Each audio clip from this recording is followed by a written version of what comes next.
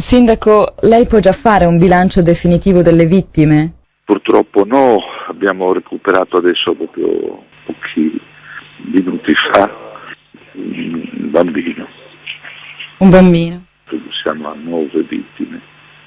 Ma stiamo organizzando tutto qua, c'è il prefetto Gabrielli, ci sono tutte le squadre che adesso si muoveranno. Stiamo preparando tutte le trovole per svuotare le case dell'acqua, poi per fornire dei pasti caldi e degli indumenti, insomma la gente è provata. Eppure l'allerta sul maltempo era stata lanciata anche con un certo anticipo, mi diceva. Sì, ma l'allerta c'è stata, io addirittura in mattinata avevo fatto anche la dichiarazione di stato di calamità naturale, perché già nei giorni precedenti avevamo registrato dei danni, però il problema è che c'è stata questa bomba d'acqua nel giro di 2 ore che ha creato delle voragini sulle strade, ha portato via i ponti, cioè ha interrotto proprio,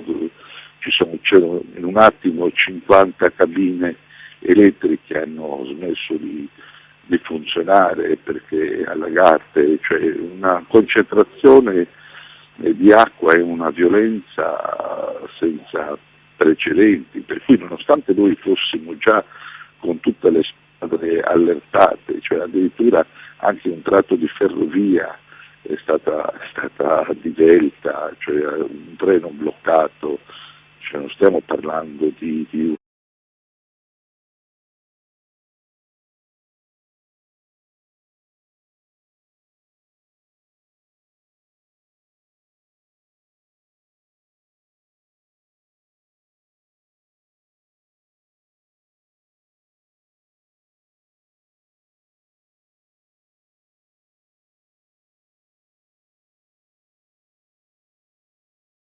nelle loro abitazioni, cioè tutto è stato interessato da una concentrazione di acqua che nel giro di un'ora ha fatto ingrossare fiumi e torrenti, e quei piccoli rigagnoli sono diventati torrenti impetuosi con un carico di acqua che poi si è scaricata sulla città facendo volare le auto dentro i canali come se fossero dei fuscelli, cioè in un attimo l'altezza dell'acqua sulla strada è passata da 0 a 2 metri di altezza.